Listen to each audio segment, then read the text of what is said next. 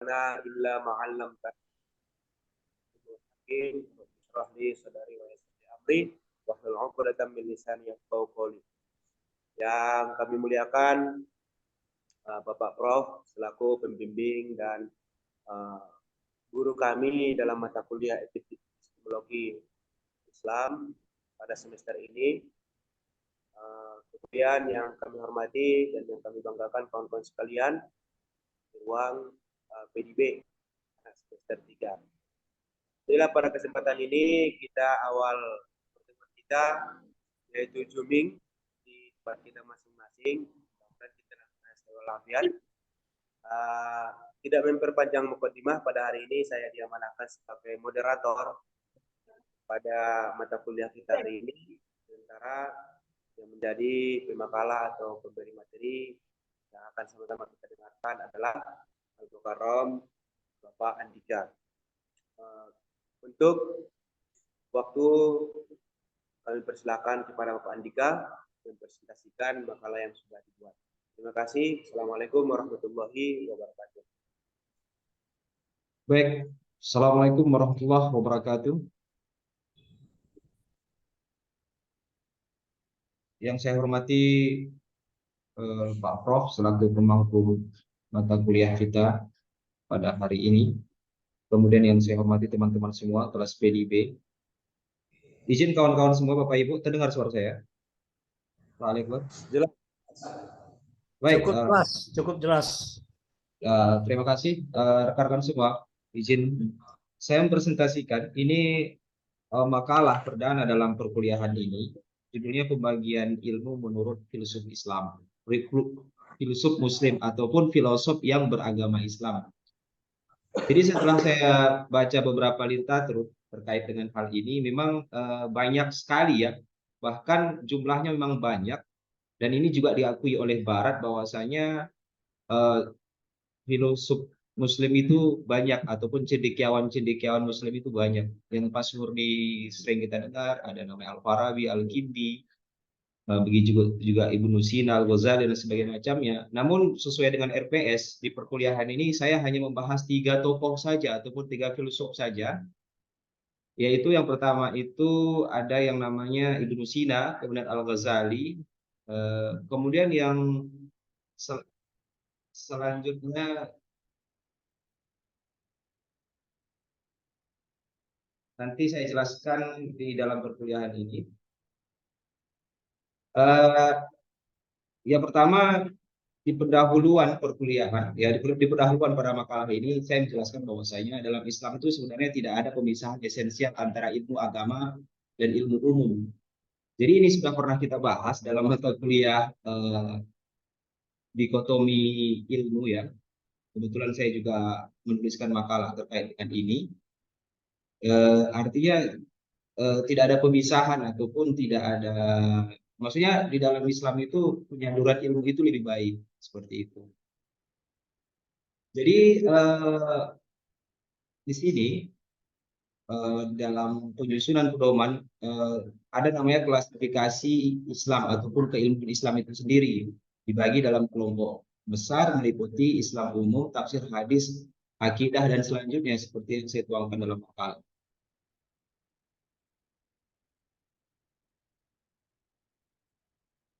Jadi dalam epistemologi Islam telah berhasil menyusun klasifikasi ilmu yang komprehensif dan disusun secara hierarkis, yaitu metafisika menempati posisi tertinggi, disusul oleh matematika dan terakhir ilmu fisik. Dari trikotomi seperti itu lahir berbagai disiplin ilmu rasional dalam dunia Islam seperti ontologi, teologi, kosmologi, dan eksatologi sampai seterusnya. Yang termasuk dalam ilmu matematika dan fisika, geologi, geografi, astronomi, optika dan sebagainya yang masuk dalam kategori ilmu fisik. Jadi memang dalam epistemologi ada yang namanya klasifikasi ilmu.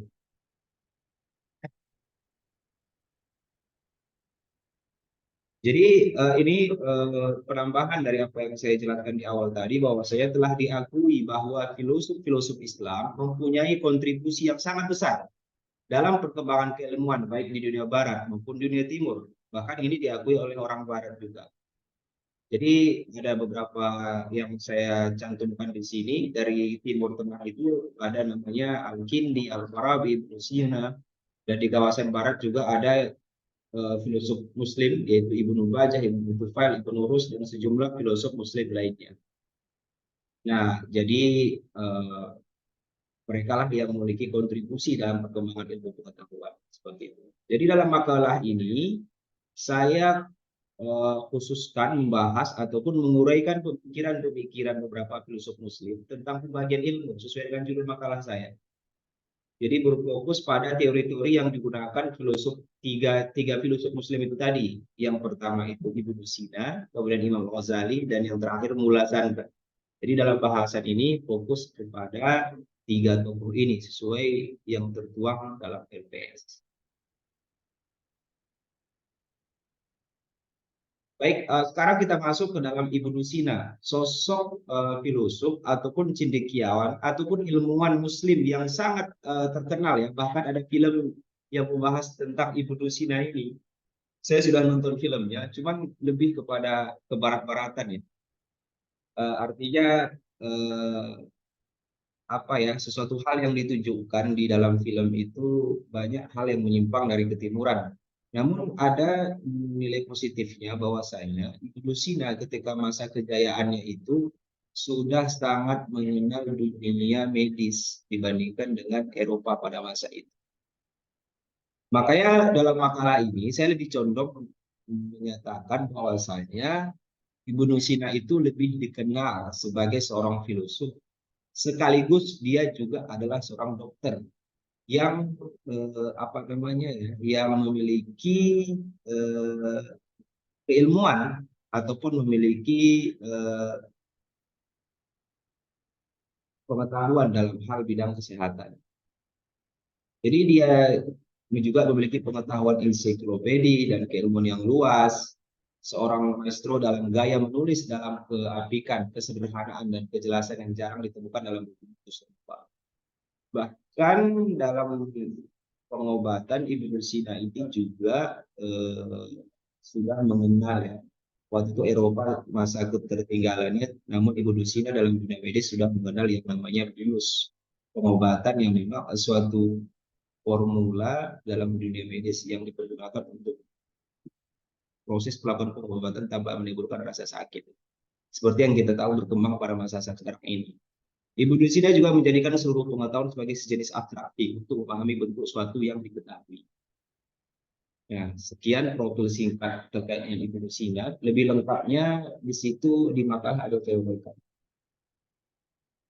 Jadi bagaimana sih Ibnu Sina ini mengklasifikasikan ataupun membagi ilmu pengetahuan itu sendiri? Ada saya tulis di sini bahwasanya menurut Ibnu Sina, manusia dan binatang ini landasan. Manusia dan binatang merasakan dengan indera dan manusia memperoleh pengetahuan semesta dengan menggunakan akal. Ini sesuai dengan ilmu mantik ya. Bahwasanya perbedaan antara manusia itu dikatakan hayawan natik. Ibnu Sina juga menaruh perhatian besar pada aktivitas pengamatan eksperimen pengalaman. Ibnu Sina membagi ilmu filosofis yang terbagi menjadi dua, yakni ilmu umum termasuk di dalamnya filsafat dan ilmu khusus yang termasuk di dalamnya logika. Nah, dari literatur yang saya baca ini sebagai membagi apa ya wawasan yang saya bagi kepada rekan-rekan semua, nanti bisa kita diskusikan. Ada beberapa pendapat Ibnu Sina terkait dengan logika. Bahwasanya beliau mengatakan segala fenomena yang ada di dunia ini ya kita analogikakan dulu. Artinya kita gunakan nalar kita dulu. Kalau sudah mentok maka kita bisa apa namanya baru kita masuk ke hal spiritual seperti itu. Jadi saya cari contoh-contohnya, ada beberapa penulis yang berkaitan dengan pendapat Ibnu Sina ini kan, lupa saya dapat tulisannya, tapi yang berkaitan dengan tenggelamnya kapal apa ya Titanic ya di segitiga Bermuda. Jadi berdasarkan pemikiran Ibnu Sina ya, walaupun jauh sebelumnya ini, tapi mereka mengambil pemikiran Ibnu Sina bahwasanya kita tidak boleh percaya dulu bahwasanya terjadinya peristiwa itu karena sesuatu hal yang mistik. Namun sebaiknya dipelajari dulu, didalami terlebih dahulu melalui nalar. Kenapa bisa itu terjadi dan apa penyebabnya dan lain sebagainya. Kalau sudah mentok, maka boleh mengacu kepada hal mistis seperti itu. Namun kendati pun demikian, Ibu Dusina mengatakan bahwasanya dalam pemikirannya ya terkait dengan logika bahwasanya eh, tidak semua hal bisa dilogikakan karena memang ada yang di luar daripada yang konsepnya khariju minal adah, di luar pada kebiasaan normatif seperti itu, termasuk di dalam keimanan seperti peristiwa Isra dan Mi'raj itu tidak bisa dilogikakan seperti itu. Namun kesimpulannya di situ beliau mengatakan dalam beberapa pandangannya segala hal kita menggunakan nalar dulu. Ibu Nusina berpendapat bahwa ilmu pengetahuan itu banyak dan minat terhadapnya juga berbeda-beda. Tetapi ilmu pengetahuan pertama-tama bisa digolongkan ke dalam dua jenis. Ilmu yang untuk periode tertentu atau tidak untuk sepanjang masa. Ilmu yang benar-benar untuk sepanjang masa. Jadi ada ilmu yang memang ada batas limitnya. Ketika limitnya itu sudah berakhir, maka ilmu itu tidak berguna lagi.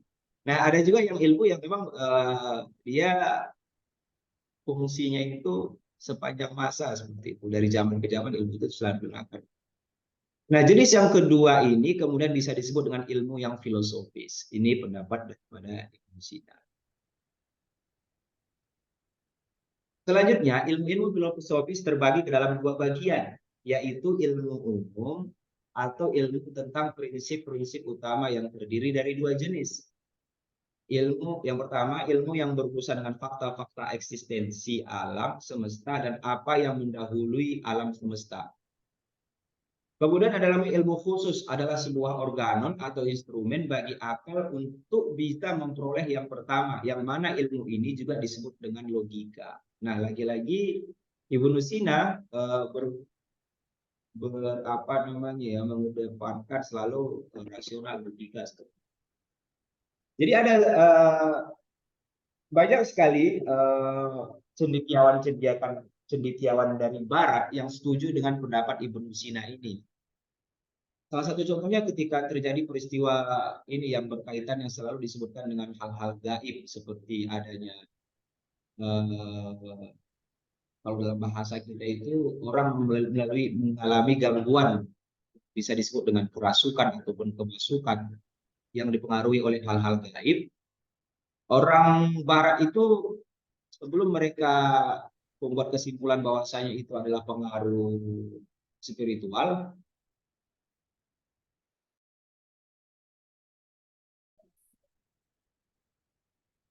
jadi fenomena, maaf Bapak Ibu, ada ada gangguan.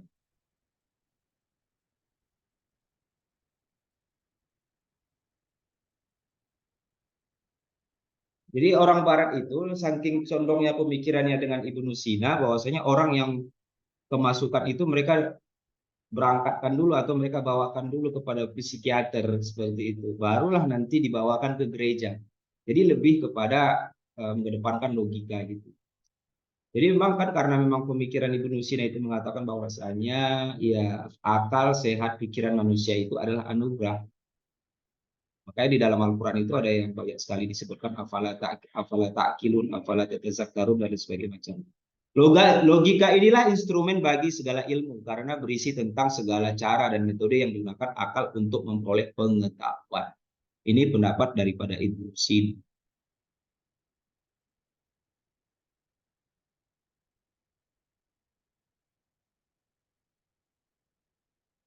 Kemudian yang kedua ada Al-Ghazali. Tadi pendapat Ibnu Sina tadi lebih lengkapnya ada saya uraikan di makalah saya. Masuk kita kepada Al-Ghazali. Al-Ghazali memperkenalkan dua kelompok besar ilmu, yaitu ilmu praktik keagamaan ataupun muamalah dan ilmu pengungkapan ruhiyah, ilmu mukasyafah.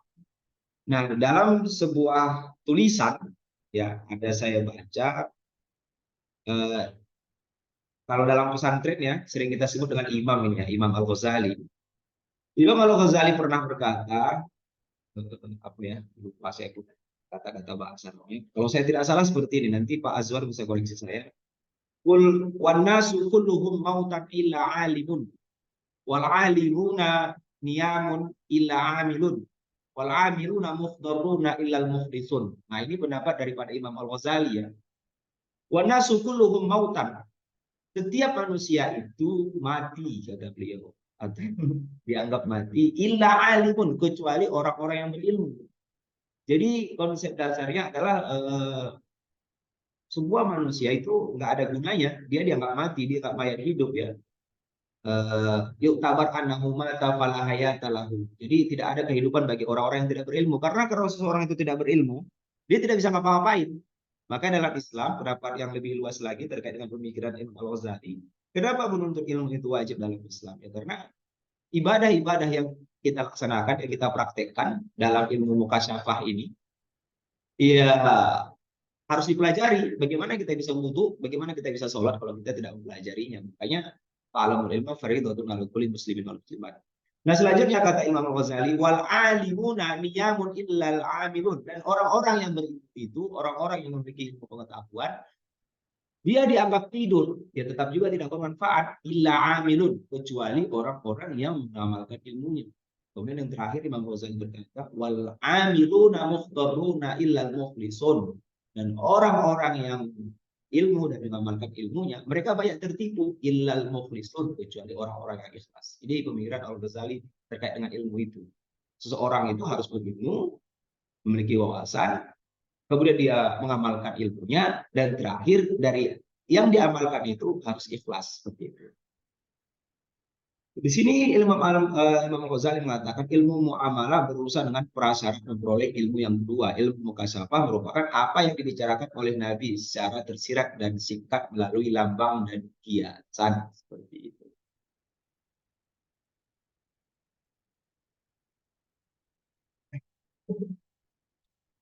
Nah, jadi yang masyhur kita dengar ya dalam literatur usul fiqh ataupun ilmu fikih, ini pendapat Imam Al-Ghazali mengelompokkan ilmu itu menjadi dua ya. Fardu ain dan fardu kifayah. Kita sudah tahu bahwa fardu ain ini ya, kewajiban secara personal, fardu kifayah itu kewajiban secara mujtama ya, secara berkelompok.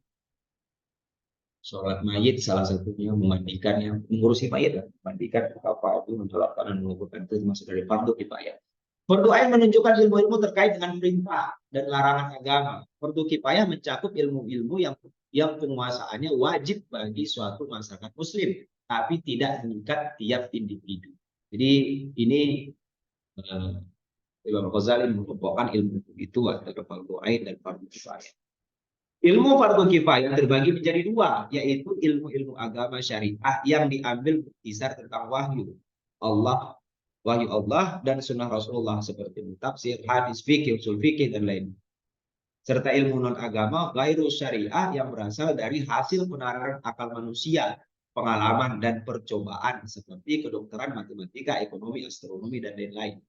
Jadi tetap Imam Ghazali di sini mengklasifikasikan, misalnya kalau bisa kita sebut ya ilmu dunia dan ilmu akhirat seperti itu.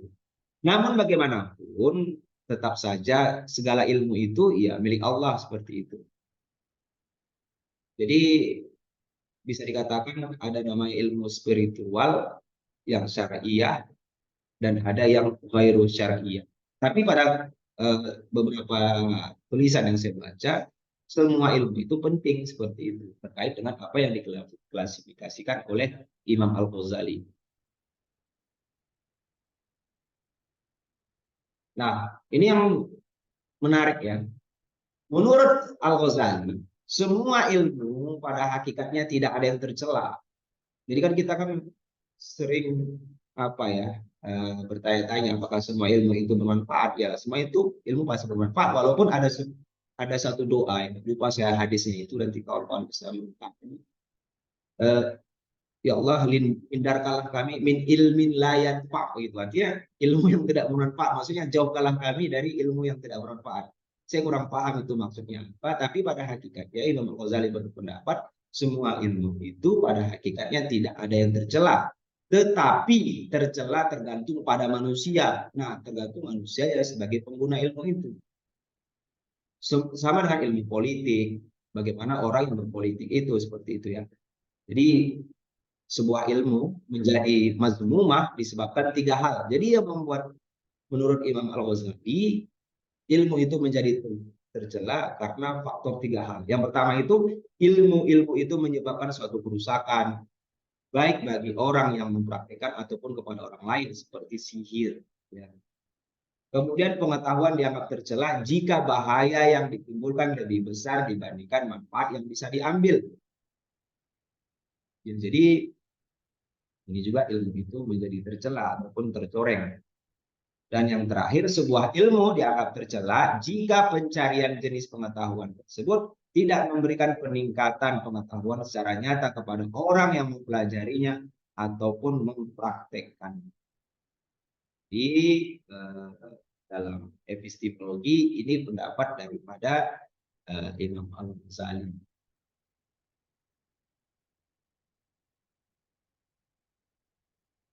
Jadi ada lebih lengkapnya ada saya tulis di makalah saya. Jadi memang kan kawan-kawan semua bahwasanya kalau kita dalami pemikiran Imam Al-Ghazali ini banyak yang memang menyatakan tidak sedikit cendekiawan Muslim mengatakan beliau ini lebih condong kepada Syiah. Wallahu a'lam. Dan begitu juga ada yang mengatakan dia itu sudah melampaui batas. Artinya tidak menafikan ilmu ataupun hasil karyanya ya. Bahkan ada protes daripada beberapa ulama, beliau lebih condong menggunakan hadis dhaif dan sebagainya. Ya, kontroversi itu biasa. Namun dengan hasil karya beliau, Ihya Ulumuddin itu secara umum diakui di dunia dan digaji sampai saat sekarang ini oleh ilmuwan-ilmuwan Muslim di masa modern ini. Oh maaf saya salah tadi bukan Al-Ghazali ya, tapi Ibnu Sina. Ibnu Sina lebih condong kepada Syiah seperti itu. Maaf, bukan Al-Ghazali tapi Ibnu Sina. Nah kemudian masuk saya kepada Mula Sadra ya. Wallahu alam, saya pun baru kali ini dengar cendekiawan ataupun filosof bernama Mula Sadra ini. Saya juga sudah membaca beberapa tulisan terkait dengan Mula Sadra. Ada saya tulis di lengkapnya di makalah. Beliau itu dari mana, lahirnya di mana, dan bagaimana pemikiran itu.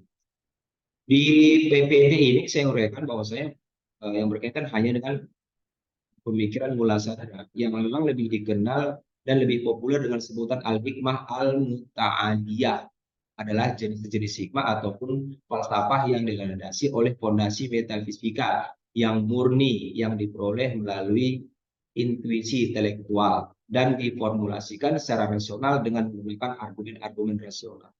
Secara epistemologis Al-Hikmah Al-Muta'aliyah ini didasarkan pada 3 prinsip. Yang pertama, intuisi intelektual ataupun isyraq, penalaran pembuktian rasional, akal dan istidlal, dan agama atau wahyu dan ataupun syar'i. Jadi ya inilah salah satu pemikiran daripada Mula Sadra terkait dengan klasifikasi ilmu ataupun pembagian ilmu itu sendiri. Kemudian selanjutnya, jadi begini ya, sejarah telah mencatat bahwasanya Mula Sadra merupakan filosof Muslim yang cukup besar dan berpengaruh dalam sejarah filsafat Islam, bahkan merupakan puncak dari pemikiran Islam. Filsafat Mula Sadra dengan corak yang khas Al-Hikmah Al-Muta'aliyah ini telah mengintegrasikan aliran-aliran pemikiran dalam Islam seperti Paripatik Israqi, Kalam, Tasawuf, dan diikat oleh tali agama wahyu sehingga aliran-aliran Islam ini berseberangan. Kita telah melebur menjadi satu bangunan kuat dan kokoh sehingga bayang-bayang filsafat Yunani telah hilang. Esensi filsafat Islam yang mandiri dan original telah lahir dengan sempurna. Jadi yang saya pahami pemikiran daripada Mula Sadra ini bahwasanya beliau berpendapat terkait dengan ilmu itu, ilmu saja apapun yang dipelajari oleh umat Muslim tidak boleh lepas daripada corak agama Islam itu sendiri. Artinya segala suatu hal ilmu, walaupun itu berpotensi kuat, tapi kalau seandainya itu menentang daripada apa ya, syariat Islam, maka lebih baik ditinggalkan seperti itu.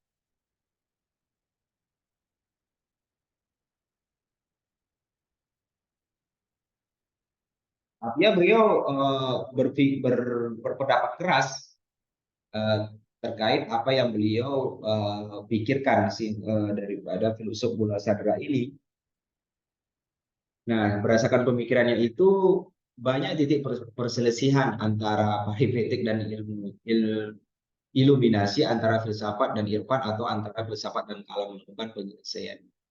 Namun demikian, filsafat Mula Sadra bukan sekedar sintekristisme, tetapi sebuah sistem filsafat yang unik, yang sekalipun berbagi metode pemikiran Islam memberi pengaruh pada pembentukan yang harus diakui sebagai mazhab yang berdiri sendiri.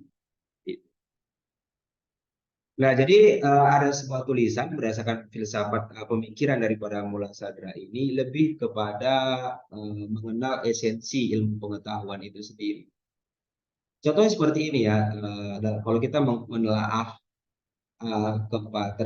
terkait dengan hukum-hukum fikih yang memang lupa kita menjelaskan, kita sebagai guru ya terhadap peserta didik kita. Saya rasa dan memang teman-teman ini mayoritas kita mengajar. Kalau misalkan contoh wudhu, wudhu itu kalau dalam Al-Quran rukunnya cuma 4 itu. Idza qumtum ila sholati faghsilu wujuhakum wa aydiyakum ilal marafiq wamsahu bi ru'usikum wa arjulakum ilal ka'bain. Nah, jadi 4 cuma, tapi kenapa bisa banyak?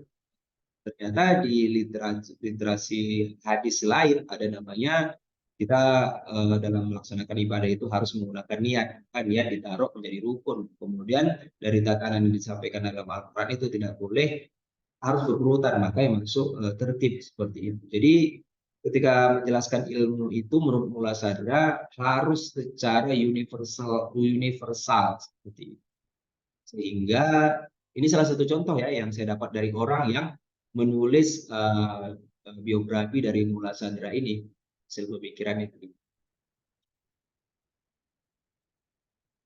Jadi tidak hanya serta-merta oh rukun itu begini-begini, tapi kita tidak jelaskan esensinya itu sehingga tidak membingungkan peserta didik.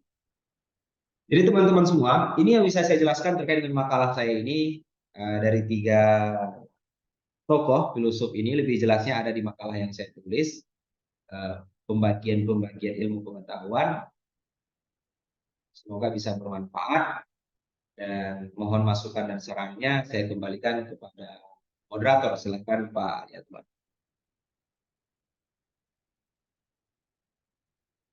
Baik, alhamdulillah itu tadi pemaparan dari saudara Andika ya tentang pikiran filsuf Muslim, mana yang diambil tokohnya atau mungkin filsufnya adalah Ibnu Sina, kemudian juga tadi kalau kita dengar tadi ada Al-Ghazali, kemudian juga Mulla Sadra. Ada 3 filosof Muslim yang dipaparkan oleh saudara Andika berdasarkan pembagian-pembagian ilmunya. Oleh karenanya kepada kawan-kawan seluruhnya, apabila ada tanggapan, masukan, serta tambahan untuk kesempurnaan dari makalah saudara kita ini, kepada kita seluruhnya dipersilakan untuk memberikan tanggapan. Sekian, persilakan untuk kita.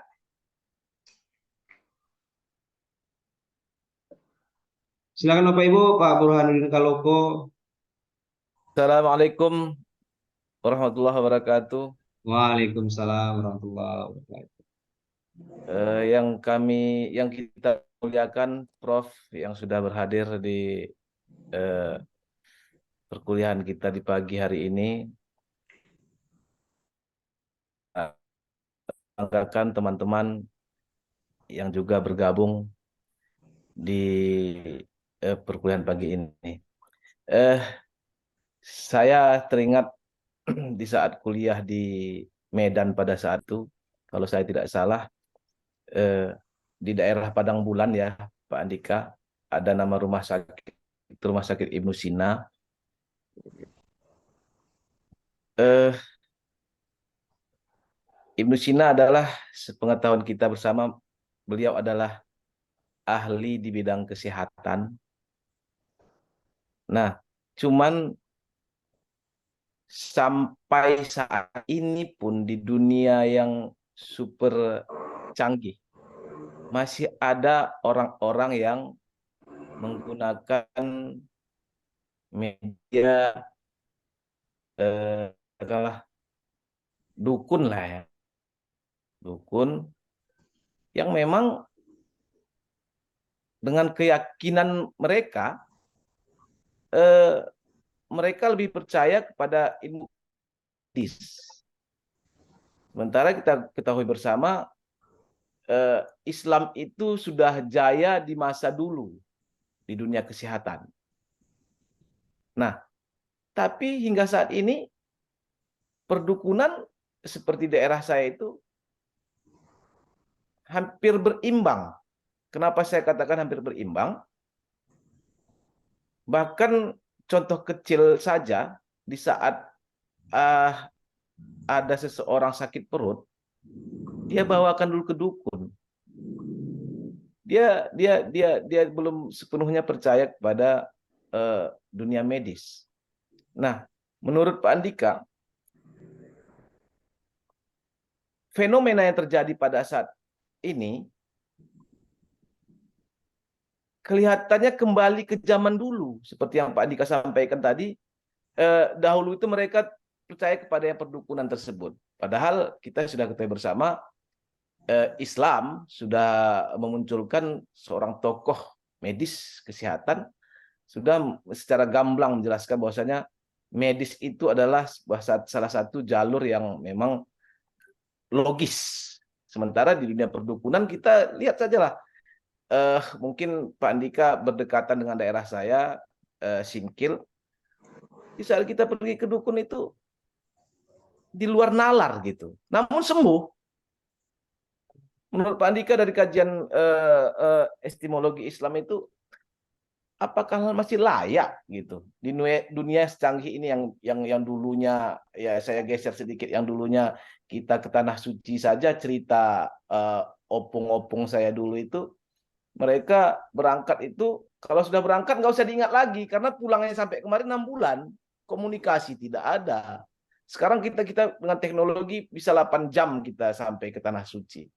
Artinya perbandingannya itu kok masih ada gitu. Saya rasa itu aja, kawan-kawan. Keterkaitannya itu kok masih kita gunakan itu yang di luar nalar gitu. Terima kasih Pak Andika. Mungkin dari saya itu aja. Assalamualaikum warahmatullahi wabarakatuh. Waalaikumsalam warahmatullahi wabarakatuh. Itu tadi penanya dari Pak Sapnial. Jadi sebelum saudara Pemakalah menanggapi dari tanggapan Pak Sapnial, kali masih ada tanggapan dari kawan-kawan yang lain sembari saudara Andika merangkum atau menyusun jawaban dan tanggapan pada Bapak Sapnial. Barangkali ada kawan-kawan yang ingin masih bertanya dan menanggapi, kami persilakan.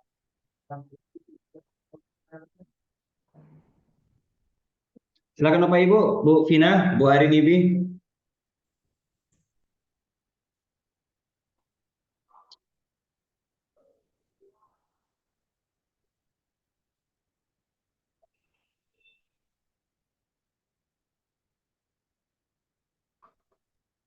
Nampak.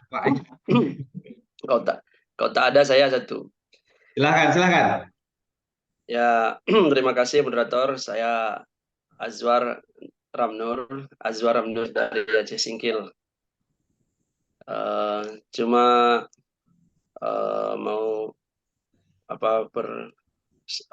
berkomentar lah sedikit ya terkait dengan makalah saudara Andika.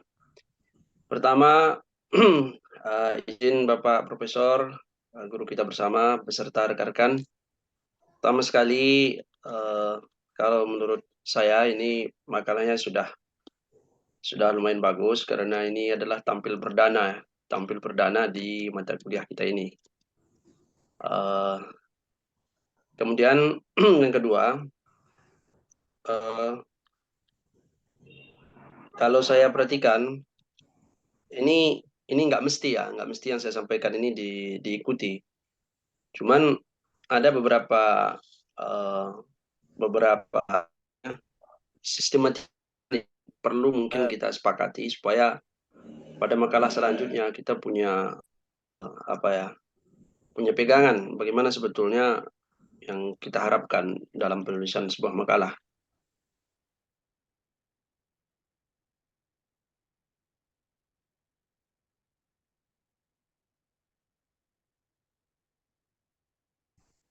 Kemudian bagaimana sebetulnya kita menulis footnote itu.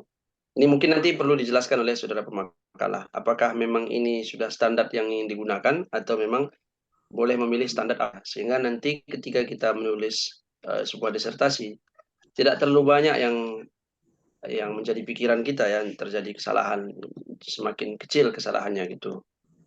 Sehingga bisa cepat selesai. Yang ketiga, masalah isi. Masalah isi saya kira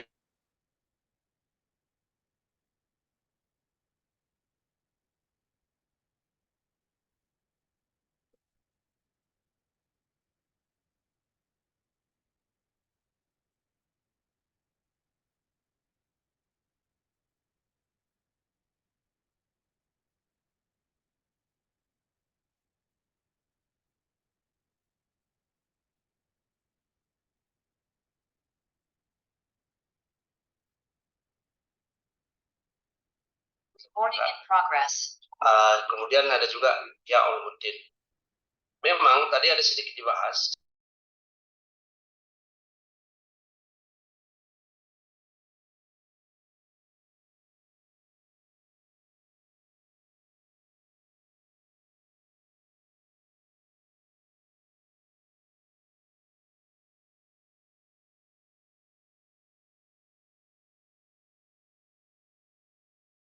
Ya, yang di enggak kelihatan ya. Itu dia kitabnya. Memang ada satu cerita di kitab ini, ada orang terang-terangan mengkritisi daripada Imam Al-Ghazali karena mengkoreksi atau bukan mengkoreksi ya, katanya kitabnya itu tidak betul, malah pernah mau dibakar. Itu kitabnya mau dibakar karena ada dianggap bertentangan dengan ilmu pengetahuan lah pada saat itu ya. Ya, namanya Abu Hasan Ar-Zahim. Mau dibakar pada hari Jumat. Malamnya dia bermimpi bertemu dengan Rasulullah SAW. Ada di situ Abu Bakar, Umar, Utsman, dan Ali. Kemudian di situ ada Imam Ghazali. Imam Ar-Zahim melihat ada Imam Ghazali. Lalu Imam Ghazali mengatakan ketika dia bertemu dengan Imam Ar-Zahim, kata Imam Ghazali, ya Rasul, kurang lebih artinya, saya buat kitab Ihya Ulumuddin, tapi orang ini mengkritisi saya. Inilah kitab yang saya buat, katanya. Kalau kitab ini ternyata bertentangan dengan seharusnya, maka saya bertobat, kata Imam Ghazali. Saya bertobat, dan kalau itu bagus, ya, karena mengikut sunnahmu, maka berikanlah hakku, kata Imam Ghazali. Lalu Rasulullah membuka lembar demi lembar, dibuka lembar demi lembar, lalu mengatakan kitab itu bagus, boleh dilanjutkan. Artinya dari cerita ini, apa yang ingin saya sampaikan, bahwa memang kritikan-kritikan itu selalu hadir. Jangankan kita, ya, yang kecil-kecil inilah kita bilang itu. Orang sekelas Imam Ghazali saja ada yang mengkritisi ketika berbicara tentang hal-hal yang mungkin diperdebatkan. Nah, jadi tadi pemakalah mengatakan, ada yang mengatakan Syiah mungkin ya, tapi saya tidak mengatakan Imam Ghazali Syiah. Kalau menurut saya itu Imam Ghazali seorang ulama yang besar ya. Bahkan ada satu kitab mengatakan di kitab I'anatul Talibin, ada orang ulama berdoa. Dia berdoa, ulama setelah Imam Ghazali berdoa, dan di ujung doanya itu dia katakan berwasilah melalui Imam Ghazali. Dikabulkan doanya lantaran dia berwasilah melalui Imam Ghazali. Jadi cerita saya ini ya, yang saya kutip dari kitabnya, ingin mengkuatkan bahwa tuduhan orang terhadap Imam Ghazali, Syiah segala macam itu bukan baru sekarang terjadi. Bahkan sejak zaman dulu juga sudah terjadi. Bahkan sejak kitab-kitab itu masih berbentuk lembaran-lembaran. Demikian Pak Moderator, terima kasih. Assalamualaikum warahmatullahi wabarakatuh. Waalaikumsalam warahmatullahi wabarakatuh. Nah, barangkali untuk sesi yang pertama ini kita cukupkan. Ya. Perlu kami ulangi kembali kepada saudara Andika tadi, Bapak Sapnial itu tanggapan sekaligus jadi pertanyaan dia adalah tentang fenomena yang terjadi antara di zaman dahulu dan zaman sekarang, di zaman modern. Di zaman dahulu itu ya sangat banyak praktik perdukunan yang dilakukan oleh masyarakat. Salah satunya tujuannya adalah untuk kesehatan. Sementara filosof Muslim Al-Mukarram Ibnu Sina sudah merumuskan tentang ilmu kesehatan. Artinya ilmu kesehatan itu sudah ada sejak zaman dahulu. Bahkan kajian-kajian Ibnu Sina itu masih diperbincangkan, dikaji oleh para praktek kesehatan, itu sangat bagus kajian Ibnu Sina. Kenapa hari ini masih muncul lagi orang-orang yang berkeyakinan, ingin bahkan suka berobat itu ya kepada para dukun kan gitu. Masih meyakini keutamaan perdukunan daripada kedokteran masalah kesehatan di beberapa lapisan masyarakat. Itu tanggapan beliau yang barangkali untuk dijelaskan oleh saudara Andika kenapa demikian adanya. Kemudian yang kedua, Bapak Azwar Ramnur.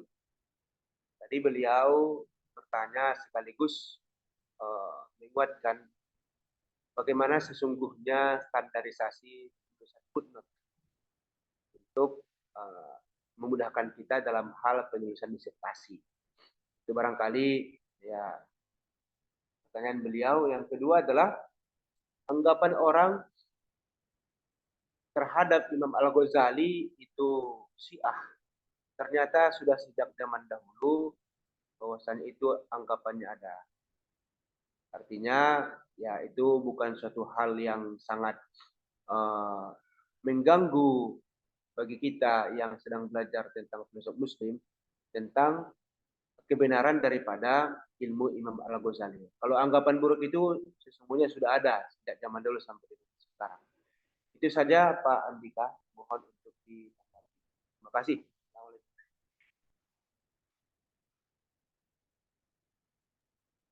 Terima kasih kepada moderator.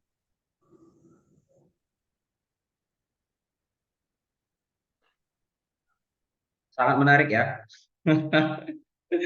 Apa yang disampaikan Pak Sapnial itu saya ingin menanggapi dengan landasan bahwasanya itu lebih kepada human error, lebih kepada manusianya sendiri. Makanya tugas kita sebagai orang yang bergelut di pendidikan, khususnya kita memang di pendidikan Universitas Islam, tugas kita lah untuk menyampaikan dan mengingatkan masyarakat. Nah, bahwasanya dukun ataupun kahin itu kan sudah jelas praktik perdukunan, bahkan bisa ditemukan ciri-cirinya apa yang digunakan seperti itu. Bahkan praktek pengobatannya itu apakah sesuai dengan syariat atau tidak itu bisa kita lihat. Bahkan kadang-kadang penghinaannya, ada sebuah obat yang memang katanya dituliskan ayat Al-Quran memang dituliskan, tapi Al-Quran itu ditaruh dalam dompet, nanti bisa menjaga kesehatan katanya. kita sudah tahu bahwa saya dompet laki-laki itu di mana ditaruh seperti itu. Itu dalam artian yang menghina Al-Quran itu sendiri. Nah, ada satu hal pertanyaan daripada Pak Syafnial yang sangat-sangat menarik menurut saya sih. Kenapa orang mungkin saja orang memang percaya lebih kepada dukun pengobatannya karena memang nyata ada kesembuhan seperti itu. Nah, soal hal-hal seperti ini lebih kepada kalau saya hanya bisa menjawab dari surah Yasin ayat terakhir, ayat nomor 2 terakhir. Innama amruhu idza arada syai'an, itu atas kekuasaan Allah semua. Bahkan kalau kita menelisik berdasarkan sirah nabawiyah, itu ada praktek perdukunan ataupun santet yang memang ditujukan kepada Nabi dan itu mempan ke Nabi gitu, seperti itu. Sampai Nabi itu merasakan pengaruhnya itu selama 1 bulan. Nah, dalam artian kenapa bisa sembuh, kenapa bisa sakit, itu atas izin Allah Subhanahu wa Ta'ala yang memang secara tasawufnya itu untuk menguji keimanan kita seperti itu. Berdasarkan dalil-dalil kita sudah sering membaca bahwasanya ketika kita percaya dengan ramalan ataupun dukun seperti yang dijelaskan oleh Imam Al-Ghazali tadi, la yuqbal sholah bi arba'atin yauman kalau saya tidak salah ya. Jadi perbaiki lagi bahwa saya sholat kita itu ibadah kita tidak diterima selama 40 hari. Nah, kemudian ada nanti berdasarkan landasan apa ya, penyebab yang lain. Kenapa orang bisa percaya? Karena lebih murah dan lebih mudah begitu ya. Kalau orang datang ke dokter mungkin ada administrasi dan sebagainya macamnya, tapi kalau ke dukun kan enggak. Ya, tinggal datang, ngobrol, sampaikan penyakit, ya dia bahkan dukun itu tahu sakitnya apa. Karena memang dia bekerja sama dengan makhluk yang memang, ya bisa kita tahu ya kalau kita mendalami literatur tentang ini, ya bahwasanya dukun itu adalah agen daripada jin, seperti itu. Jin itu mengambil informasi dari langit dan lain sebagainya macamnya dan menginformasikan kepada dukun. Nah, dalam hal ini kita lebih yang dipersalahkan itu masyarakatnya. Tugas kita hanya mendakwahkan seperti itu. Kenapa orang percaya? Ya kita sadarkan. Hanya itu upaya bisa kita lakukan kan seperti itu. Untuk memberantas dukun itu nggak mungkin. Wallahu alam ya, mungkin atau tidaknya, tapi tergantung ya kita bagaimana upaya kita melakukannya. Namun berdasarkan histori dari zaman dahulu itu sampai sekarang nggak hilang-hilang. Bahkan sekarang ada dukun via online dan lain sebagainya, menggandakan uang segala macamnya, terjebak lagi kita percaya dan lain sebagainya. Persoalan-persoalan ini karena lemahnya iman kita semua seperti itu. Ketika kita diuji dengan sesuatu, menurut saya sih kita cenderung mempercayai hal-hal yang mistis ya. Walaupun dalam Islam kita wajib mempercayai yang gaib. Nah, bagaimana kalau pengobatan dalam Islam? Ini bisa kita baca banyak sekali makalah ataupun jurnal yang menulis terkait dengan pengobatan syar'i. Salah satu pengobatan yang syar'i yang saya lakukan ini, coba Bapak Ibu lihat jidat saya ini. Saya baru bekam. Kalau dalam bahasa Arabnya hizamah namanya. Hadisnya sudah jelas. Di dalam bekam itu ada kesembuhan. Saya bekam di kepala seperti itu. Nampaknya sih kayak orang sholat malam nggak berhenti selama bertahun-tahun. Nah, seperti itu Pak Sapnial, ya menurut saya sih itu human error, manusia yang error ya. Jangankan di kampung Pak Sapnial, di kampung saya nih, wah dukun ini ya luar biasa sekali sih. Di mana-mana pun menurut saya seperti itu. Penyebarannya sangat luar biasa. Eksis lagi. Nah, kemudian apa yang disampaikan oleh Pak Azwar terkait dengan bagaimana sih metode penulisan ini sudah kita kaji dalam mata kuliah metodologi penelitian konsep ya. Ya, apa yang disampaikan oleh Pak dosen, Ibu dosen kita itu pernah kita diskusikan ya terkait dengan penulisan apakah cukup. Dan misalkan kita menulis nama penulis, ini footnote ini ya, nama, kemudian ada judul bukunya, kemudian penerbitnya, tahun berapa diterbitkannya. Ini kemarin saya berdebat itu dengan Bu Helvina Syam. Terkait apakah kita tulis itu H titik baru kita tulis halamannya, atau HLM titik baru halamannya, atau hal titik baru halamannya. Ternyata semua ini bisa saja boleh seperti itu. Namun tidak boleh berbeda antara satu halaman dengan halaman lain. Jadi begitu setahu saya penulisan footnote Pak Azwar, footnote. Jadi kalau kita lihat di disertasi ya mengikut dia, kalau misalkan di halaman pertama itu HLM, selanjutnya nanti sampai terakhir juga HLM juga dia. Nah, hanya itu yang saya tahu terkait dengan footnote ini. Nah, bagaimana ada saya pernah saya tanyakan kepada dosen mentofel kita, bagaimana dengan kalau kita mencatut ataupun mengambil referensi yang dari kitab yang nggak ada tahunnya? Nah, jelaskan aja di situ tanpa tahun seperti itu. Mungkin saja ada buku atau literasi atau manuskrip klasik ya yang bisa kita ambil menjadikan referensi yang memang penerbitnya nggak ada seperti itu. Yang memang ditulis oleh orang-orang terdahulu seperti itu. Jadi terkait dengan footnote ini ya sepertinya memang banyak lebih dalam lagi kita diskusikan karena memang kita dalam penulisan proposal ya seperti itu. Hanya itu yang bisa saya jawab. Kemudian selanjutnya terkait dengan apa yang disampaikan oleh Pak Azwar Ramnur tadi, sosok Imam Al-Ghazali. Ya, tidak bisa dipungkiri mayoritas mahasiswa UIN itu termasuk kita sih mengidolakan Al-Ghazali, Imam Al-Ghazali. Bahkan peserta didik ataupun santri-santri pesantren itu selalu guru-guru kita menyampaikan bagaimana figur sosok Imam Al-Ghazali. Nah, terkait dengan bagaimana pandangan pihak lain mengkritisi ulama itu ya kita sudah pernah diskusikan ini bahwasanya ya perdebatan itu sah-sah saja, biasa boleh-boleh saja, tidak sepakat dan lain sebagainya. Artinya bukan berarti kita menjatuhkan ulama itu yang saya tuliskan dalam artian bahwasanya eksistensi daripada Imam Al-Ghazali yang ingin saya sampaikan di situ adalah ada juga yang mengkritisinya. Salah satu penggunaan hadis doib. Hanya itu yang saya sampaikan tadi. Namun kalau kita mengkaji lebih dalam lagi, wah sangat banyak yang kadang-kadang nggak bisa kita terima dalam akal sehat kita. Bagaimana terjadinya ketika Ali bin Abi Thalib meninggal, dibunuh oleh Ibnu Mulzam. Ibnu Mulzam ini penghafal Al-Quran dan tahu syariat. Bahkan dia merasa bangga dengan membunuh menantu daripada Nabi Ali bin Abi Thalib sekaligus sahabat orang yang dijamin masuk surga seperti itu. Kemudian siapa yang memenggal lehernya cucunya Nabi Husain? Ya, Sumar ibnu Jausan. Ya, orangnya beribadah juga dan lain sebagainya. Jadi kenapa bisa terjadi seperti itu? Wallahu a'lam. Itu kembali kepada diri orang masing-masing seperti itu. Nah, kemudian bagaimana sih kita memaknainya dalam akademis? Ya kita mempelajari apa yang dituliskan orang, kemudian kita ya mengambil referensinya dan kita tentunya kita bebas berpendapat dalam hal ini tanpa harus terikat dengan suatu pendapat ya, karena kita juga memiliki pemikiran tertentu dari akal yang dianugerahkan kepada kita seperti yang apa disampaikan oleh Ibnu Sina seperti itu. Kita baca literatur ini, kita baca tulisan ini, kita baca tulisan daripada karya-karya dari buku-buku yang lain ya seperti itu, kemudian kita berpendapat sendiri, boleh-boleh saja.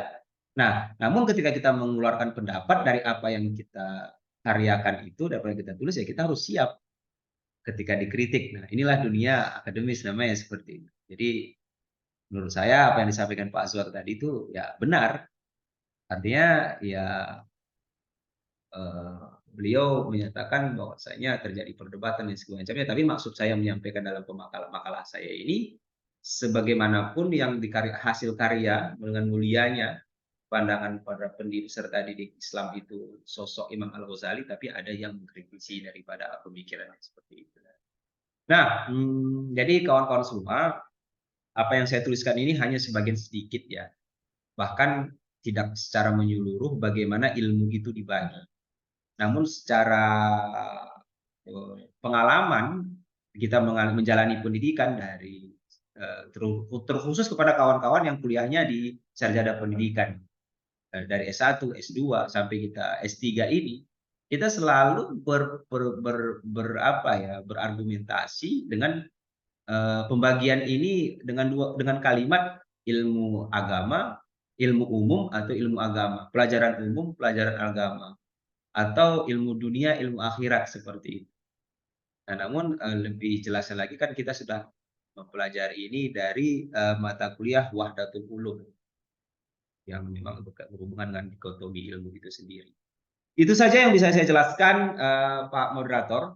Nampaknya Bu Vina mau bertanya itu. Silakan Pak Alekbar. Baik, terima kasih. Itu tadi penjelasan daripada Pak Andika. Mohon izin Pak Andika, boleh nggak menambah ini? Oh, silakan. Jadi tadi terkait dengan pertanyaan Bapak Sabdia, masih lakunya apa namanya, masih maraknya masih orang Perdukunan. dengan perdukunan. Barangkali seperti ini Pak. Kalau kita mengkaji tentang unsur pembentuk daripada diri manusia, itu ada yang disebut dengan unsur jasmaniah dan ada juga unsur rohaniah. Ada zahiriah, ada batiniah. Jadi, kalau kita perhatikan seseorang yang dia kurang makan, maka dia akan kelaparan. Artinya makanan jasmaninya kurang. Atau makanan jasmaninya tidak sehat. Semisal suka kacang-kacangan, suka yang berlemak-lemak, timbullah jerawat. Atau berat badan bertambah. Artinya oleh bidang medis kesehatan menganjurkan supaya atur pola makan. Karena yang berpenyakit itu adalah jasmaninya.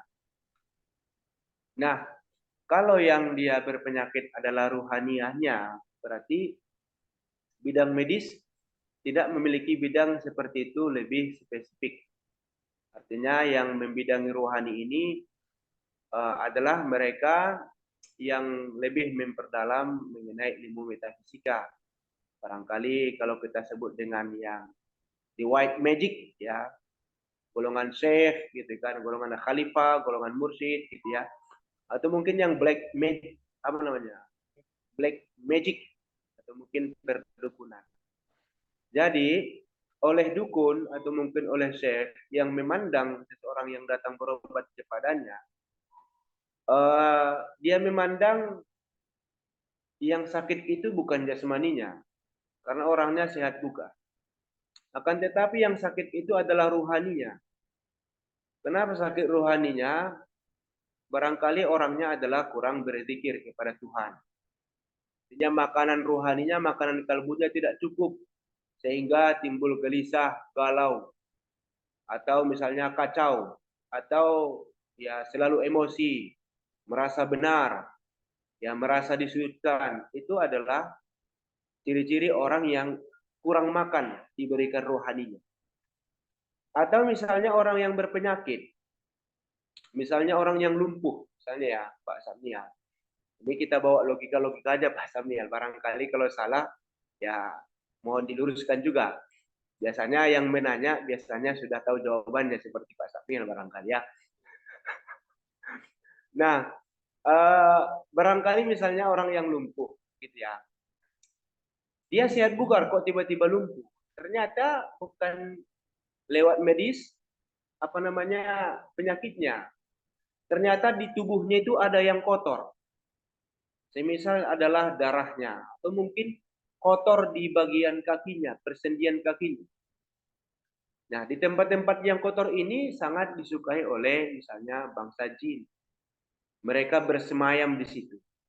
Sehingga beratlah kaki tidak bisa bergerak, sehingga terjadilah penyakit. Oleh syekh akan diberikan amalan atau mungkin ya minuman yang sudah ditirakatkan barangkali, yang sudah dibaca dan itu diyakini adalah sangat utama, misalnya dengan media lewat air barangkali, ya sama seperti obat oleh dokter menggunakan media syariat yaitu obat. Tetapi kesombongannya ujung-ujungnya ya tetap daripada Tuhan. Jadi dibantu dengan obat lewat air misalnya seorang syekh atau mursyid lalu dikonsumsi oleh yang sakit. Nah, dibantu dengan doa daripada syekh ini karena syekh ini adalah sudah memberikan sudah cahayanya sudah bagus, yang kotor tadi itu lebur oleh cahaya yang dipancarkan oleh amalan syekh ini. Sehingga yang sakit tadi itu sembuh. Karena yang sakit di persendian itu bersemayam misalnya bangsa jin atau jin kentung misalnya. Oleh dukun ya, oleh dukun ya, barangkali dia adalah memakai misalnya black magic. Dia berkomunikasi dengan jin yang bersemayam di situ. Cuman ini cincau-cincaunya supaya kau berangkat dari situ. Datanglah perdukunan misalnya, datang jadi aku suka ayam lah, supaya aku berangkat. Aku udah lama ini nggak dihadiahkan oleh dukun ya, karena ini memang bidang dia dan dia sudah menyatakan ini tidak masalah bagi pribadinya, ya lalu dilakukan dia. Sehingga terjadi cincau-cincau antara jin dan dukunnya, sehingga berangkeklah ini jinnya, lalu sembuhlah penyakit lumpuh tadi. Artinya kenapa masih marak ya tentang perdukunan, ilmu kepada berobat kepada yang di bidang spiritual. Karena itu tadi, ada dia jasmania, ada dia ruhania. Barangkali yang sakit itu bukan jasmaninya, tapi ruhaninya. Berobat pun dokter, kalau dia tidak sehat ruhaninya, ya tidak sembuh-sembuh juga. Palingan ya semakin sehat nampak, tapi jasmaninya, tapi ruhaninya hancur, tetap galau, tetap ya gelisah, tetap sakit. Ya karena yang ingin diobati adalah ruhaninya. Itu barangkali Pak Sapnial, kenapa masih terus laku pengobatan-pengobatan spiritual atau perdukunan atau mungkin barangkali ya obat-obat kampung seperti itu. Ya itu saja sebagai tambahan Pak Andika. Terima kasih. Mohon maaf. Baik, Assalamualaikum. terima kasih banyak Pak Ali Akbar. Saya ingin menjelaskan lebih detail lagi dari konsep dasar yang dijelaskan oleh Ibu Sina ya. Ada salah satu contoh ya, mungkin Pak Sapnia menarik nih untuk kita bahas. Ketika kita ingin kaya lah gitu, bisa kita katakan. Ada ilmu yang memang dalam konsep Islam itu sudah jelas. Sering kita ingin kita mendapatkan sesuatu yang lebih ya dalam segi finansial. Itu dengan tijarah, kita berdagang, ada hasilnya dan sebagainya. Kemudian selanjutnya ada itu jalan yang lurus, ada juga yang tidak lurus seperti yang disampaikan oleh Pak Ali Akbar tadi, lebih kepada penyimpangan seperti itu. Atau yang lebih spesifik lagi, ini Pak Sapnial, kita sama-sama orang partai lah ya. Ya tidak sedikit caleg itu datang ke dukun gitu.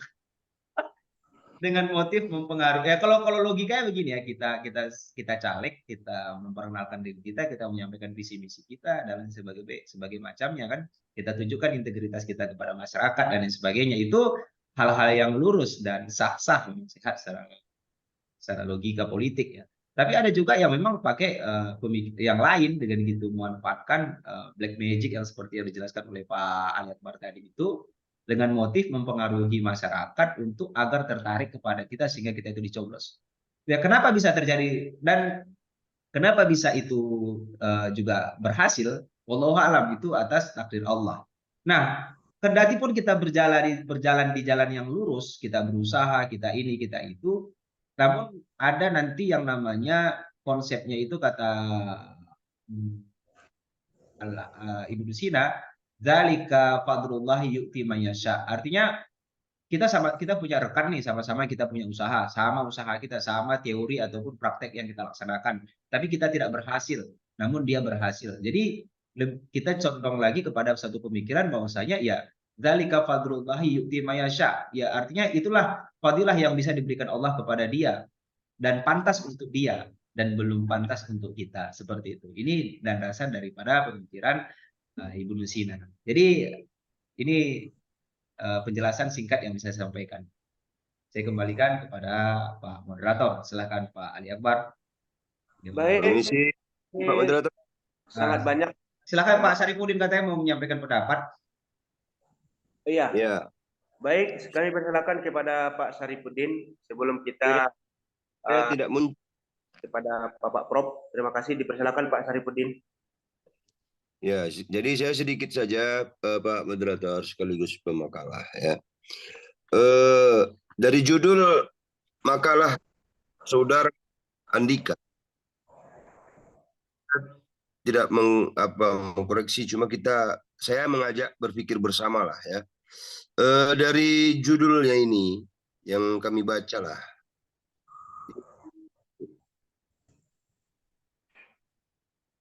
tentang pembagian ilmu menurut filsuf Muslim.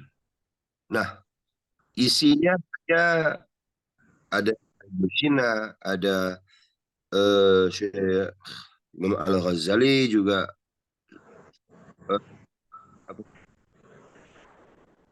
satu lagi tadi, Mullah Sadra. Mullah Sadra. Nah, Suara Pak Muhammad Sarifudin kenapa terputus-putus? Biasa lagi Jadi- dibagi. jadi pembagian ilmu menurut filsuf Muslim ini, sementara isinya itu hanya 3 orang, gitu kan? Ya. Bukankah sebaiknya disebutlah ya pembagian ilmu menurut filsuf Muslim abad, nah, begitu saja barangkali, abad dari A to D. Nah, jadi dia terbatas di situ.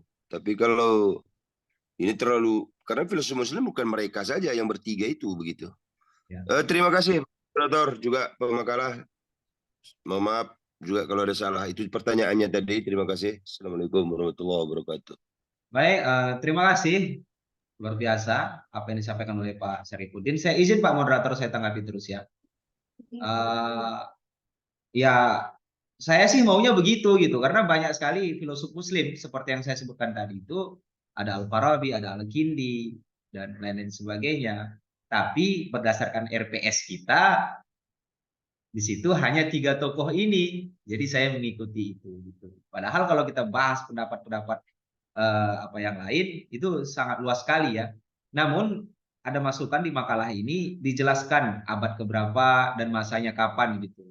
Siapa seperti Mullah Sadra ini dia lahirnya di era kapan seperti itu ya. Jadi terima kasih atas masukannya Pak Sarifudin, bisa nanti untuk perbaikan makalah saya sehingga nanti bisa menjadi rentetan dia. Ini Al-Ghazali pada masa apa, pada era apa, kemudian juga Ibnu Sina dan selanjutnya Mullah Sadra, entah dia di era modern atau kapan dia karya-karyanya itu menjadi tersohor seperti itu. Saya kembalikan kepada moderator.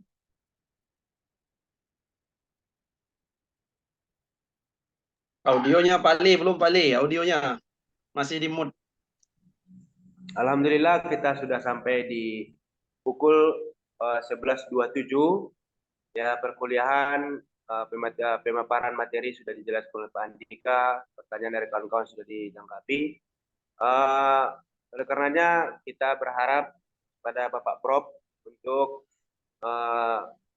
memberikan pemahaman terhadap kita terkait tentang pemikiran, ya, pembagian ilmu berdasarkan filsuf Muslim. Kepada Bapak Prof, kami persilakan dengan segala hormat. Assalamualaikum warahmatullahi wabarakatuh. Waalaikumsalam warahmatullahi wabarakatuh. Saya mulai dari terakhir ya, dari Ustadz Ustadz Sarifudin ya. Mengapa hanya yang 3? Yang 3 ini pun kita kuasai, alhamdulillah sudah mewakili lah ya, karena banyak sekali memang. Saya tidak ingin membebani Anda terlalu berat. Saya takut gara-gara topik ini nanti tak jadi makalahnya dan tak jadi doktor, ya kan? Makalah ini pun saya lihat memang masih kurang sistematis ya. Pertama dari segi pengetikan itu kan kalau judul buku itu cetak miring. Ya, cetak miring. Dan ada sebetulnya sumber yang sangat agak ada, saya kirim itu di grup ya. Itu klasifikasi ilmu menurut Mullah Sadra. Oh iya. Sebetulnya ada buku Mullah Sadra ini, tapi mungkin belum dibaca ya.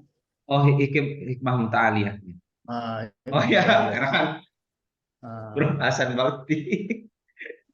ada satu lagi yang agak lebih luas juga sebenarnya di sini, Mozaik Filsafat Ya, Islam. Mozaik Filsafat Islam.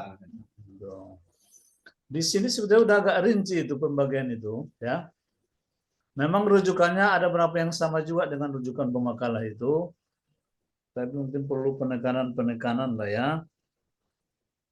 Misalnya kita mulai dari siapa tadi tokohnya pertama? Ibnu Sina kok. Ibnu Sina.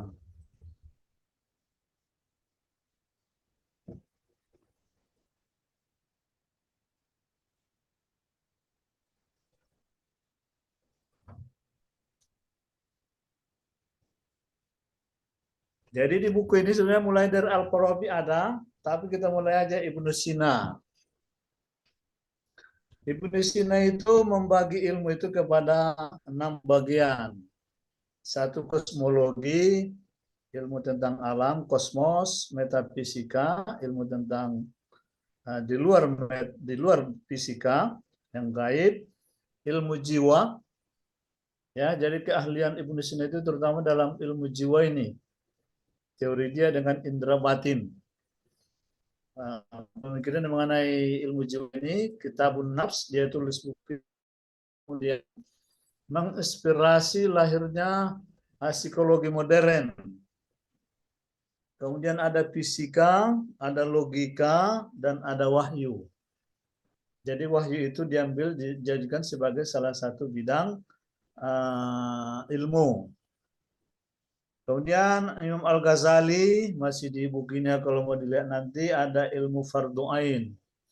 Fardu ain itu ya seperti fardu ain wajib kita pelajari. Siapapun kita, yang wajib fardu ain itu misalnya mengenai sholat.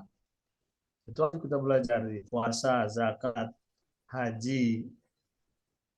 Nah, kemudian dosa berzina, judi, mencuri, itu wajib kita pelajari. Di luar itu fardu kifayah. Tadi sudah diuraikan juga oleh pemakalah ya. Fardu kifayah artinya ada orang lain yang mempelajari itu sudah cukup. Misalnya pertanian, kedokteran, ya, yang tadi bagi pemakalah dengan 2 kelompok itu. Kemudian ada yang ilmu lain lagi selain fardu kifayah itu disebut dengan ilmu fadholah, mubah, dan mazmumah. Tadi sudah disebut juga ya. Fadholah itu ilmu yang berkaitan dengan keutamaan yang dianjurkan untuk diketahui, namun belum sampai pada tingkat fardu atau wajib. Misalnya ilmu aritmatika. Aritmatika kan sekarang sudah diambil alih oleh matematika kan? Tapi asal dari matematika itu adalah aritmatika. Aritmatika itu menurut Imam Al-Ghazali bagus diutamakan untuk menyelamatkan ilmu itu. Kemudian yang kedua ilmu mubah. Mubah itu ya boleh pelajari, boleh tidak. Itu ilmu yang boleh dimiliki atau tidak boleh dimiliki. Seperti menggubah syair-syair. Ya, menulis syair puisi menurut beliau itu mubah. Artinya kalau mau dikerjakan boleh saja, tapi syair-syair tentunya yang menggugah keimanan, semangat, dan sebagainya. Baru yang ketiga ada ilmu mazmumah. Ilmu mazmumah itu adalah ilmu yang mendorong kita untuk melakukan tindakan tidak bermoral. Ya, jadi Imam Al-Ghazali, fardu ain, fardu kifayah, dan ilmu fadholah, mubah, dan mazmumah. Teori lain beliau juga mengatakan ada ilmu dunia, ada ilmu akhirat. Ilmu dunia itu ilmu yang kita gunakan di dunia saja. Ya, misalnya pertanian, matematika, kesehatan. Sedangkan ilmu yang dibawa ke akhirat itu misalnya ilmu mengenai sholat, ya kan, itu kan terus dibawa ke sana. Menurut beliau. Ya, kemudian menurut Ibnu Sina ini agak rumit, agak panjang itu ya, di situ sudah saya kirim, sudah saya buat. Jadi dari gambar itu kita lihat ya, di yang saya apa tadi itu. Ilmu itu bisa lihat dari 4 tinjauan. 1 dari segi kelompok, 2 dari segi kualitas, 3 kekal tidaknya, dan yang keempat cara memperoleh. Dari segi kelompok ilmu, seperti Ibnu Sina dan lain-lain tadi itu, dia membagi ilmu itu kepada 4, fisika, matematika, logika, metafisika. Ya, fisika, matematika, logika, matematika. Jadi ini pembagian ilmu itu seperti itu. Fisika, berarti alam fisik. Masuk nanti biologi dan lain-lain ya.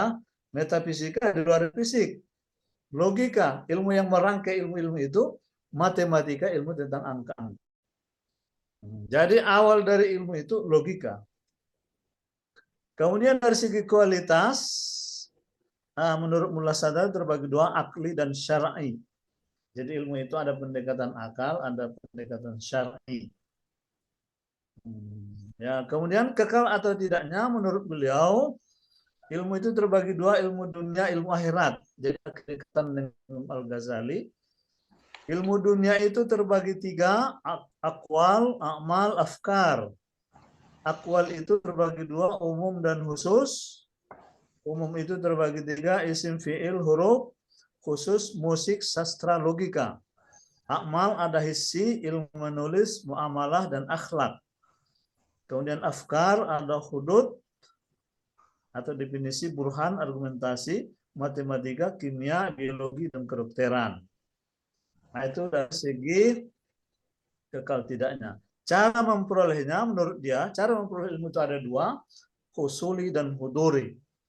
Husuli itu menggunakan akal pikiran, baik dalam bentuk akal dan nakli, huduri menggunakan hati. Nah, kita kira-kira perdebatan mereka mengenai pembagian ilmu itu ya. Yang ingin kita peroleh sebetulnya, begitulah sudah luasnya khazanah kajian keilmuan oleh para filosof muslim. Tapi mungkin agak terabaikan ya, karena saya agak sedih juga tadi banyak yang belum mengenal Mullah Sadra. Padahal Mullah Sadra itu adalah disebut sebagai puncak dari keilmuan ya dalam bidang filsafat dan lain-lain. Karena dia menerapkan hikmah muta'aliyah itu artinya menggabung semua metode ilmu-ilmu sebelumnya. Iya, betul, Bro. Mulai itu apa namanya, hikmah muta'aliyah, hikmah itu kearifan, muta'aliyah tinggi. Jadi dia kearifan yang tinggi artinya sudah bisa menggabung seluruh metode pemikiran dan metode sistem intelektual sebelumnya, dia gabung termasuk dengan syariat. Dimulai baca-baca nanti ya. Iya, Bro. Epistemologi Islam nih kan. Iya, iya. Sekarang kita mungkin tidak sampai jam 12. Saya terus terang memang kurang sehat juga, tapi karena sudah jadwalkan. Beberapa pertanyaan tadi saya kira sudah terjawab. Pertama, di dunia modern, ini pertanyaan dari Pak Ketua ini ya. Siapa tadi bertanya tuh, Pak Saprinyal. Ya. Perdukunan. Dunia modern masih berkembang, dunia perdukunan. Ya, saya kira tadi sudah dijawab ya, bahwa manusia itu terbagi dua, ada jasmani dan ada rohani.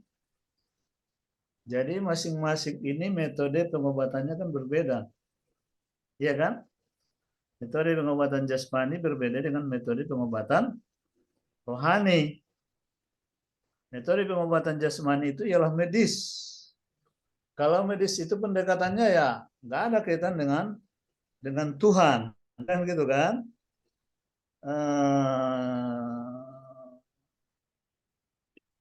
Misalnya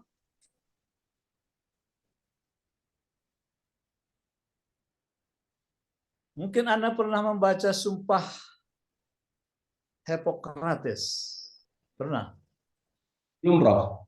Belum ya. Jadi mbahnya kedokteran itu Hippocrates dari Yunani. Sumpahnya itu nanti boleh saya ketik di grup ya. I do not atau I don't believe that the human body is offered before by a god. Itu sumpahnya. Jadi saya bersumpah bahwa nggak ada kaitan Tuhan dengan body, human body manusia kita. Jadi kita sakit itu karena fisik kita sakit, nggak ada kaitan dengan Tuhan. Itu sumpahnya. Maka di dunia di Bibel itu tidak ada itu teori-teori pengobatan, karena Bibel itu kan berkembang di Yunani dan itu dipengaruhi oleh sumpah Hippokrates itu. Tapi di luar Bible, misalnya dalam Perjanjian Lama, apa namanya, Taurat, Zabur, Al-Quran, masuk apa namanya itu kitab suci agama Hindu, metode pengobatan di luar medis itu ada, ya kan? Dalam Al-Quran misalnya apa itu ayatnya itu? Wahwa maridtu wahwa yashfin, ya. Iya. Wahwa maridtu, dia Allah yang membuat apa namanya sakit, marodo sakit, wahwa yashfin, dan dia juga yang mengobati. Jadi harus berkaitan dengan itu. Maka ini ada hasil penelitian, ya, hasil penelitian dari Prof. Rusmin Tumanggor, pengobatan di Tapanuli Tengah. Bagaimana orang Tapanuli Tengah? Ini semalam Tapteng. baru jumpa dengan beliau ini, ya. Tapteng. Tapteng. Mereka itu kalau menggunakan perdukunan itu ya pakai campur bahasa Ibrani dan bahasa Arab. Jadi semalam saya punya kesempatan jumpa dengan beliau. Ya, ada juga Ibu Batubara di sana ya mungkin, ya. Jadi katanya jampi-jampinya itu bunyinya begini. Ben somerlah birahamin yasah yasuh yasuah. Oh, itu. Ben somerlah birahamin yasah yasuh yasuh. Ben somerlah itu kira-kira bismillah. Birahaman, apa sama bismillah itu? Ar-Rahim. Birahamin Ar-Rahim. itu yasah yasuh yasuh. Ini diambil dari apa itu, dari apa namanya, dari Perjanjian Lama itu.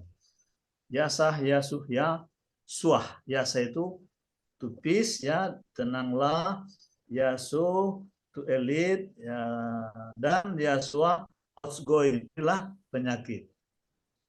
Itu kalau perdukunan di sana. Kalau perdukunan kampung saya, katakan itu maksudnya meniup penyakit itu kan, gitu kan.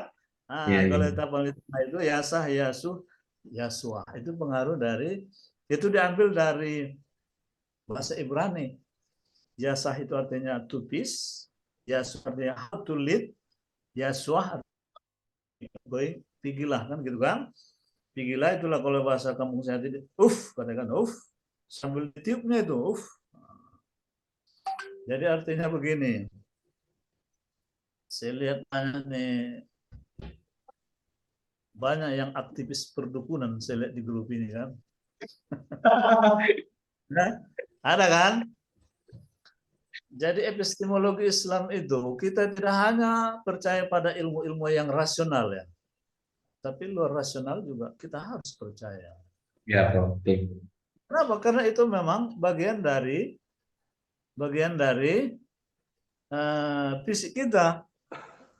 Maka penyakit itu pun ada penyakit pikiran, ada penyakit fisik, ya kan? Ya, Sumber penyakit terbesar itu katanya 80% itu dari pikiran. Wah. Jadi sumber penyakit itu dua, dari pikiran dan makanan. Dari pikiran itu katanya 80%, makanan itu hanya 20%. Dan paling mudah mengobati makanan itu. Sakit perut, ya udah minum, ambil air jambu itu, daun jambu, rebus, minum, sembuhlah itu kan. Nah, baru baca sedikit-sedikit, wahwa maridtu huwa yashfin. Kan udah selesai itu, ya kan. Jadi kekuatan Islam itu sebetulnya di situ, ya. Jadi wa nunazzilu minal Qur'ani ma huwa syifa. Al-Qur'an itu bisa menjadi obat. Ya, obat. Saya mewawancarai beberapa dukunnya. Itu ternyata banyak menggunakan ayat Al-Quran. Bagaimana memanggil jelangkung. Itu ayat Al-Quran juga. Karena di sini banyak ahli jelangkung, saya kira samanya kaji kita kan.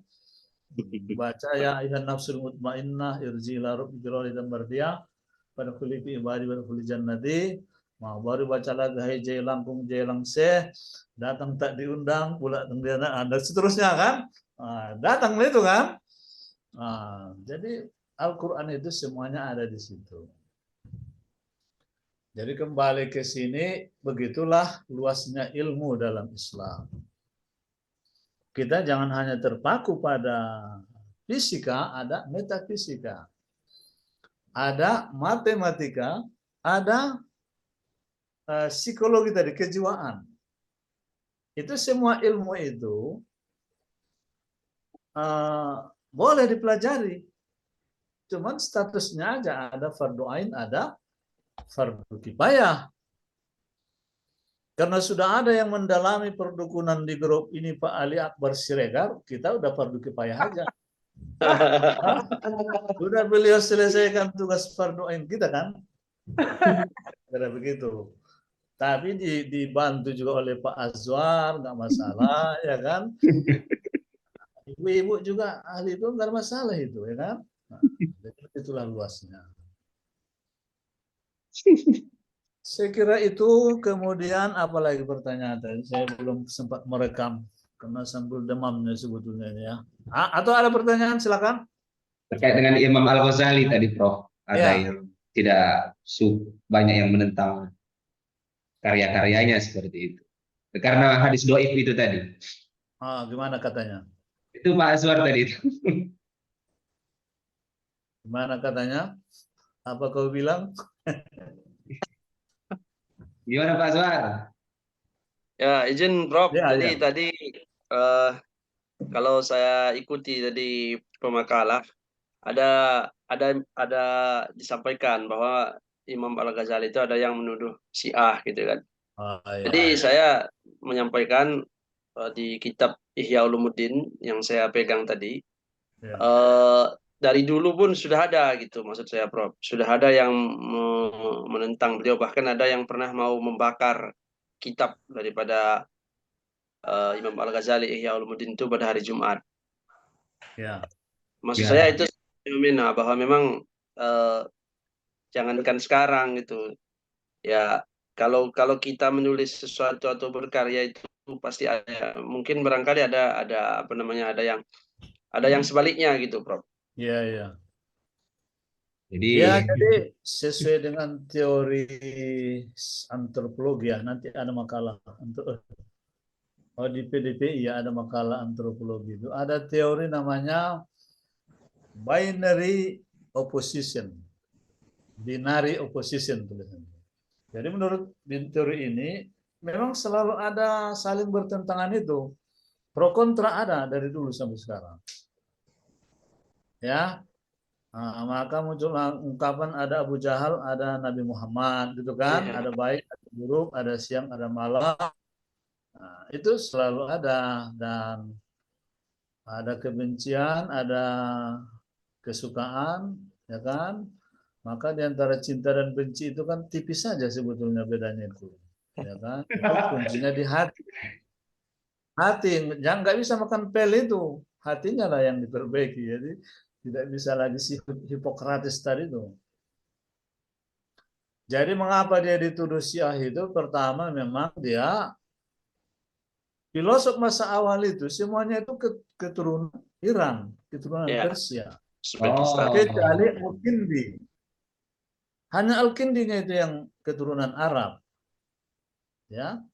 Lain itu Al-Farabi, Ibnu Sina, Imam Al-Ghazali, Ibnu Tufail, Ibnu Bajah, Ibnu apa lagi macam-macam, itu semuanya keturunan Syiah, termasuk Imam Al-Ghazali. Karena keturunan Syiah, tapi kan pemikirannya tidak sama seperti Syiah. Kenapa? Karena memang keturunan Syiah, tapi kemudian mereka itu berkarir di kekuasaan atau dinasti Islam yang tidak Syiah tapi Sunni. Ya, kita lihat dari pemikirannya ya. Tapi memang begitulah, seringkali muncul demikian. Saya terus terang hikmah muta'aliyah Mullah Sadra ini kan ini disertasi saya nih, jadi saya agak menguasai lah. Oh, Tapi karena Mullah Sadra itu orang Iran, Ya. Syiah, nah saya khawatir nanti saya dianggap sebagai pelanjut Indonesia. Itu aja. Awalnya ketika menulis saya nggak terpikir itu. ya, ya, Saya ya. pemikiran filosofisnya bagus, ya kan? Hmm. Tapi daripada ya mudaratnya lebih banyak dari manfaatnya, udah maka saya diamkan. Makanya ini hampir tidak ada di pustaka ini atau Iya, di, hanya kalau ada yang mau minta saya kasih kan gitu kan. Iya, iya. Itu aja. Tapi bagi saya kan, bagi kita kan sebetulnya dari segi akademis, kalau pemikirannya bagus, unsur ilama kola kan, wala Kalau Tanjur Mangkola. kan pola. Kata Al-Kindi, khuzil hikmata min ayyi wi'ain kharaja. Ambillah hikmah itu dari pintu manapun dia keluar. Kalau keluar dari Bukit Rocky Gerung bagus, mengapa tidak, ya kan? Kalau keluar dari ada yang berserban tapi tak bagus, ngapain diikuti? Jangan terpaku dengan serban, ya kan? Itu cara berpikir akademis segera demikian. Iya, iya, iya, iya. Jadi anggaplah itu sebagai apa namanya, hal-hal biasa ya, seperti tadi disebut. Jadi jika Anda jangan begitu yakin bahwa tidak ada orang yang membenci Anda, pasti ada. Ya, Oh, baik secara terang-terangan maupun tidak terang-terangan, pasti ada. Dan itu adalah gambaran dari kehidupan. Oke, pertanyaan lain? itu aja tadi, Prof. Ada. Udah terrangkum semua. Oke, jadi saya kira yang kita peroleh dari makalah ini adalah begitu ragamnya teori berbagai klasifikasi ilmu. Jadi dengan banyaknya teori itu, bukan kita mempertentangkan di antara satu tokoh dengan yang lain, tetapi begitulah luasnya Ilmu. ilmu dalam Islam itu. Itu yang mau kita ambil. Iya, Prof. Dan Anda sebagai dokter pendidikan nanti jangan pula terpaku hanya pada satu teori saja. Teori ilmu itu eternity and continuity. Eternity ada keabadian, dan continuity dan ada kontinuitas, Iya. keberlanjutan. Ya, kita punya HP, katakanlah HP smartphone ini melalui proses panjang.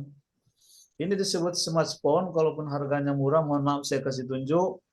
Nah, tapi di HP kita ini kan, yang smartphone ini ada kameranya, apa lagi? Ada radionya, ada tape recordernya, Iya. apa lagi?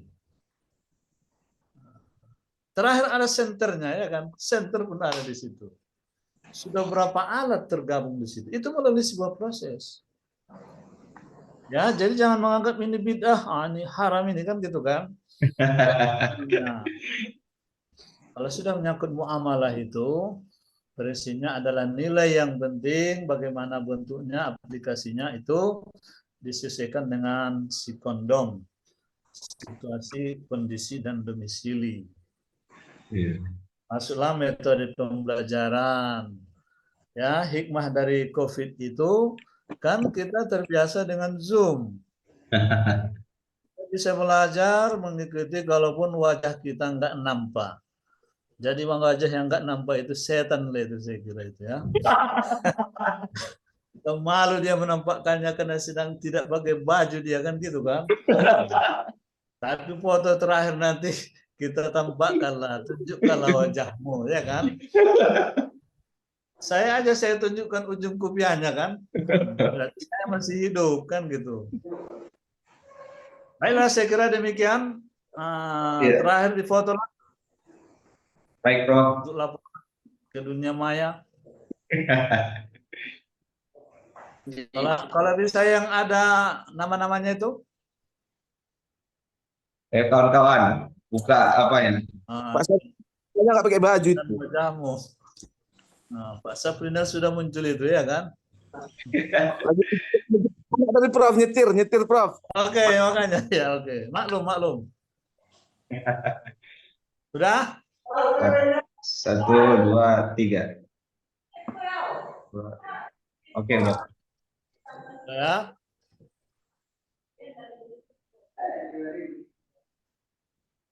Silakan Pak Moderat. Udah Pak Suar? Baik. Saya kira demikian dari saya. Assalamualaikum warahmatullahi wabarakatuh. Waalaikumsalam warahmatullahi wabarakatuh. Warahmatullahi wabarakatuh. Terima kasih, Prof. Ucapkan Prof yang sudah memberikan perkuliahan kepada kita hari ini. Kepada kawan-kawan makalah juga terima kasih, yang menangkap juga terima kasih. Umumnya kami ucapkan terima kasih banyak kepada kita seluruhnya. Akhir kalam ini, Assalamualaikum warahmatullahi wabarakatuh. Waalaikumsalam warahmatullahi wabarakatuh. Alhamdulillah. Selamat satu manggalah. Selamat Pak Andika.